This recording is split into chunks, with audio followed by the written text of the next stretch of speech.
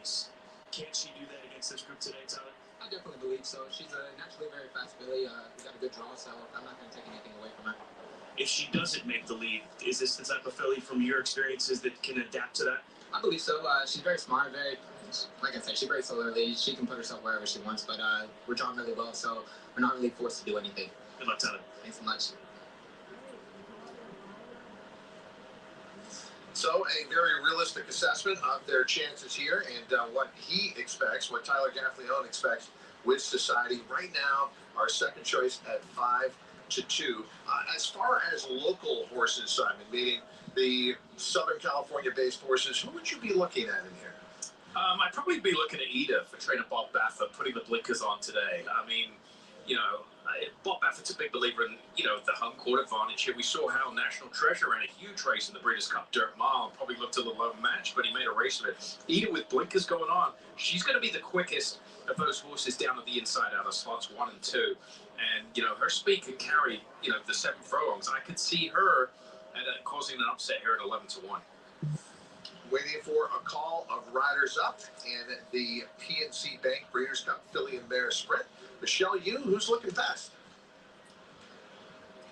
Well, Todd, I hate to give you an even money shot, but if you like Goodnight Olive, I can confirm she looks sensational in here. Her hair coat is absolutely perfect. She was glimmering under here. Her weight looks fantastic. She is all systems go, and she absolutely loves this distance. I also thought the 5 Kirsten Bosch made an excellent appearance in the paddock. She's a big daughter of Midnight Loop. She's very reminiscent of her sire when you look at her, especially for a sprinter. She's got so much leg and body to her. I thought she looked tremendous.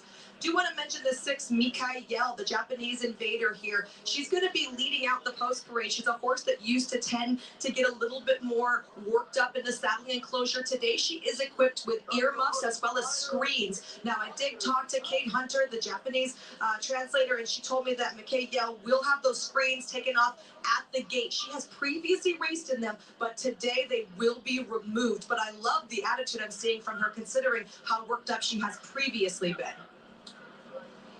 Well, and the big question that handicappers have to answer, there's no doubt she has class. She's an earner of $2.8 million. The question is, how will she handle the dirt, talking about the 6, E.K. Yell? The dirt, and most likely, I would say, a little kickback based on her running style previously on other surfaces and the fact that there is some speed in this race, both inside, middle, and outside. Yeah, I don't see her a factor.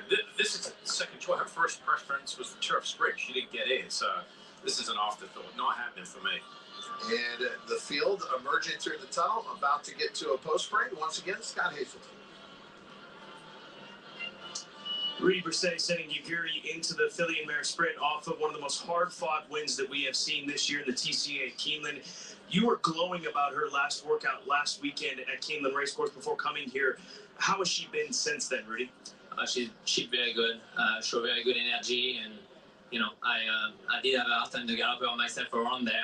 So we have done what we need to do, and we're happy where we're at, and we see what happens.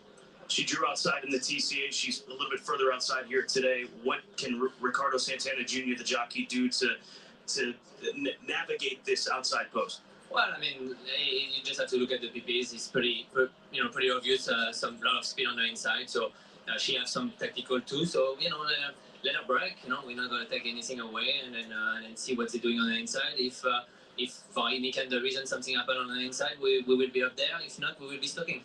Good luck, Rudy. Thank you. Appreciate it. And taking a look at You Girl last time out at Keeneland, taking the Thoroughbred Club of America and a desperate nose over Wicked Halo. Uguri is interesting because she may well be the fastest of the speed horses, and to the outside as she comes out of 3/4 mile races into the 7 furlongs, the question is whether she can carry her speed.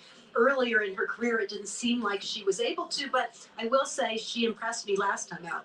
She did, but it was a hard race. You just wonder, how much did it take out of her? I mean, she's had a month between starts, but a ship across country. It was a tough race, so hopefully she's still on the upswing. Let's meet our field for the PNC Bank Breeders' Cup Filly and Mare Sprint. We start the post parade with last year's winner, Goodnight Olive. Goodnight Olive is kind of coming into this race in the same way she did last year. She last raced in the Ballerina. It was a muddy racetrack, and I don't think she cared for it, but back on a fast track, she was able to win at the 7 furlong distance in the Bed of Roses. Clearly unhinged, tried all the horses last time out for the first time. Kirsten Bosch and Ida were both in that race. She split those two.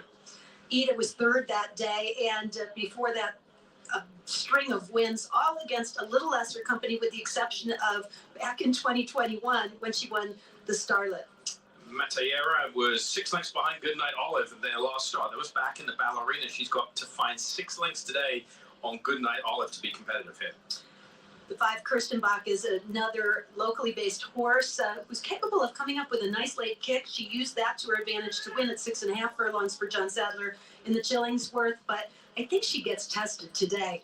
We touched on Micah Yale. She's 0 for 3 this year, hasn't even hit the board, and like I said, her first preference was the turf sprint. When we get to see her in just a second, we're still looking at the 5 Kirstenbach here, who will, as Kate mentioned, And as we heard, speed. we heard Mika Yell going to be out of order here in this post break, sitting up on the board at 21, but still really behaving out there. Yeah, I think that's the key here, to watch how she's handling all of this. And so far, so good, as she's off by herself. The 7 Society, meanwhile, is a rocking horse out on the track. She definitely looks sitting ready to go, and that's what she does. She tries to roll on the front end, but coming out of a 2-turn race at Charlestown, you wonder if she can be right there with the other front runners. Good point. The 8-3 Witches, 25 to 1, some big long shots, and then the 9 Ugiri to the outside, another 24 to 1 shot here off the TCA effort last time we mentioned. Very hard fought performance.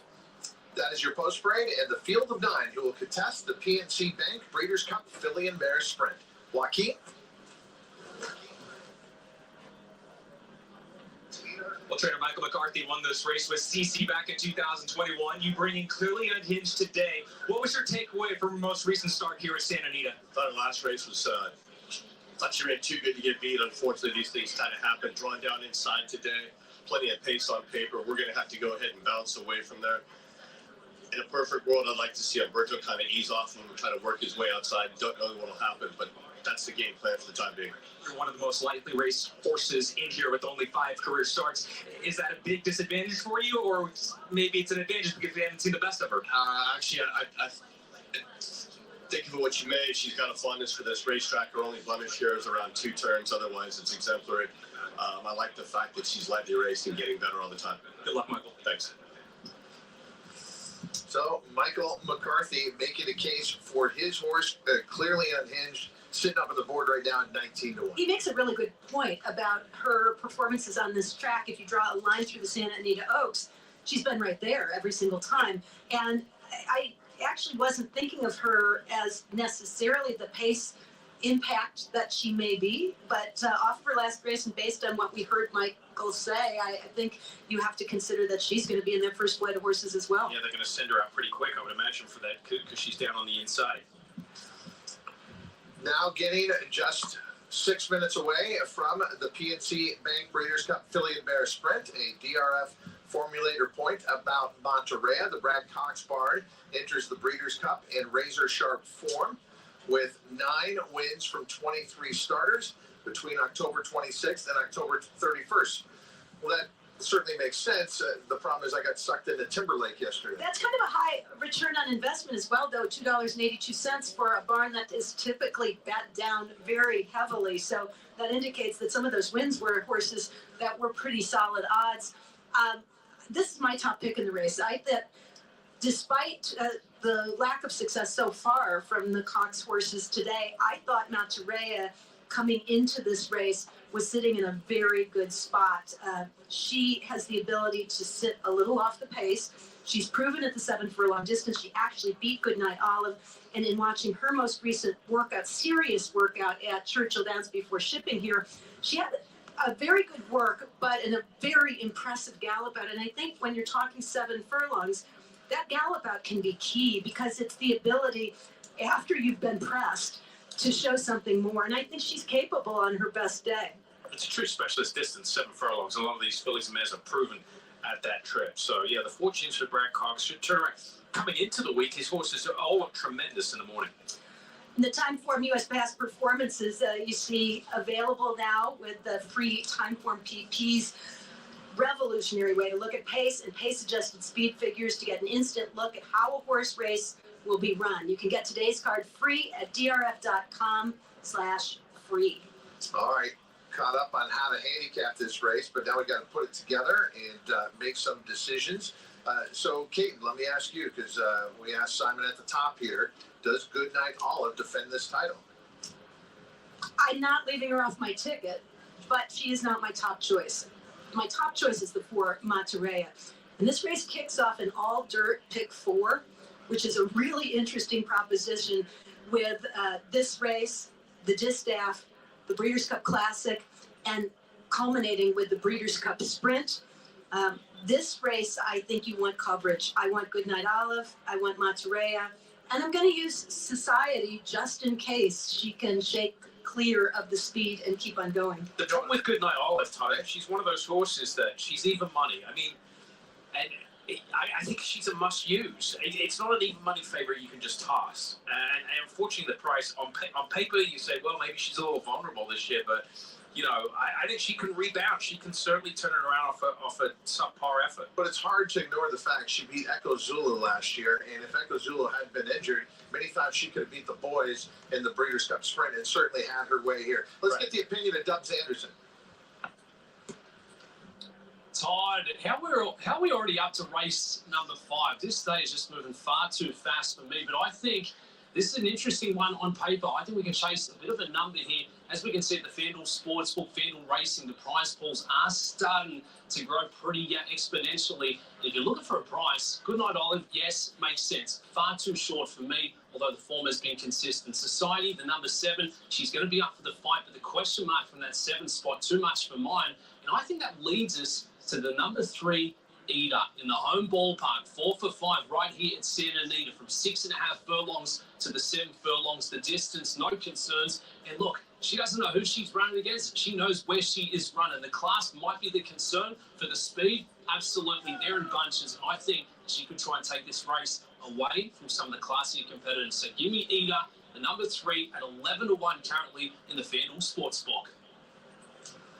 Dubs Anderson showing some pari-mutuel courage and looking beyond the top 3 betting choices here in race number 5. You're hearing our opinion. Most important opinion is yours. You should be playing it right now on the PNC Bank Breeders' Cup Filly and Mare Sprint. The wagering menu on this race: win, play, show, exacta, trifecta, superfecta wagering, and then horizontally speaking, daily double, pick 3, a regular pick 4. Don't forget the super high 5 as well. And then the all dirt pick 4, which Caton talked about, which is races 5, 7, 9, and 11. As Michelle, you tipped us off.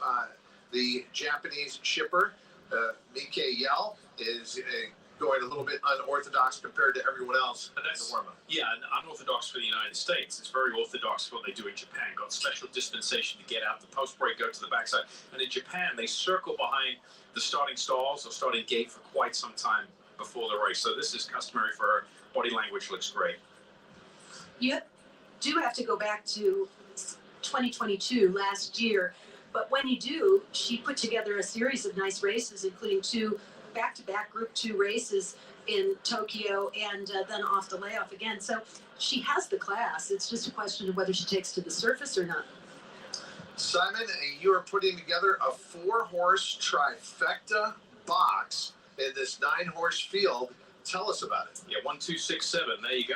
Any 3 of those 4 can run 1, 2, 3. I threw the Japanese horse in there. Yeah, I like that. More often, not on the win end, but to finish maybe 3rd underneath. Yeah, first time on the dirt, and as we said, has the credentials with what she's done to this point, but he's taking 2 20-to-1 shots, mixing them with the top 2 betting choices. So he could pull off, especially if you got one of those or both of those 20-to-1 shots up in there, a pretty good return. We take you high above the action to see where they go 7 furlongs here. And Simon, you can see it's as far back as they can go into the chute on the main track.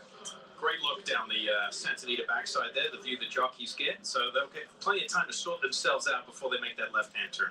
All right, field about to move into line. There is last year's winner, Goodnight Olive, trying to follow what Cody's Wish did in dramatic fashion earlier, come back to this year's Breeders' Cup and defend the title from last year. Let's get our opinions. Who's going to win right now? Goodnight Olive is 4-5. Kate and Bradar, who do you like? I like the 4, Monterey. I'm going with Goodnight Olive. Not a great price, but she ran the best number of her life last time out. She's had time to recover, regroup. I think she can go back to back. It's not going to be as easy as last year, but from that inside post.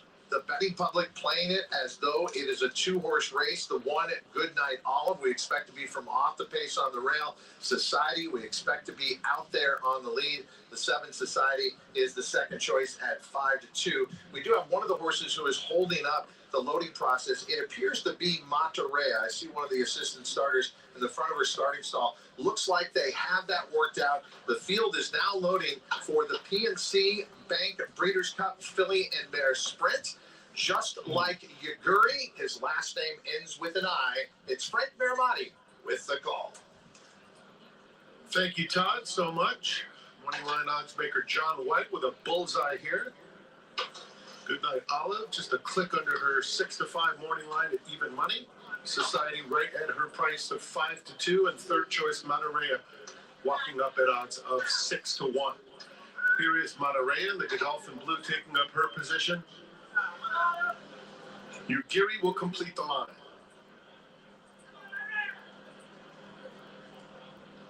In the gate, and they're off in the PNC Bank Breeders' Cup Filly and Mare Turf Sprint, and Goodnight Olive comes out smoothly. Ugiri on the outside is flashing some good foot, and there goes Society in between them, and Ida with her new blinkers is showing plenty of pace. So it's Society and Ida. Ida takes the lead from Society, who's a neck back second, 2.5 to Ugiri in third, and Goodnight Olive is well spotted at the rail 4, just 3 lengths off the battle up top. Then Monterey, who races on the inside of Mikael. Down at the rail, it's clearly unhinged in the pink 3 Witches, second to last, and stretch running Kirstenbosch is at the back of the field. Ida narrowly, Society pressing in second. Goodnight Olive has to get after the top pair now, and she's coming with a 3-wide move with less than 3/8 of a mile to go. And there goes Goodnight Olive now as she comes after Society. Goodnight Olive, though, is up to take the lead, coming to the quarter pole and traveling beautifully. Society is trying to fight with her in second. 3 lengths back, Ida in third, clearly unhinged, rallying in between horses. Ugiri on the outside, a late bid from 3 Witches. Goodnight Olive takes command inside the final 1/8 of a mile, and they cannot compete with her today. It's going to be Goodnight Olive back-to-back in the PNC Bank Breeders' Cup Filly and Mare Sprint. She won it by 3 emphatic lengths. Ugiri was second, 3 Witches third, 4th Society in a photo with Kirstenbosch.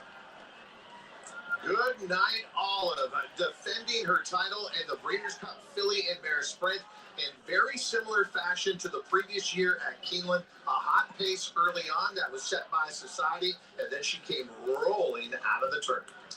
Everything kind of set up beautifully for her. She broke sharply and was part of that first group of horses, and in fact at one point had her nose in front, but Irad Ortiz able to get her to relax comfortably, to let a couple other horses do all the heavy lifting, and then when he asks her to make her move, she just eases on up there and explodes. They're always traveling. I mean, she had 2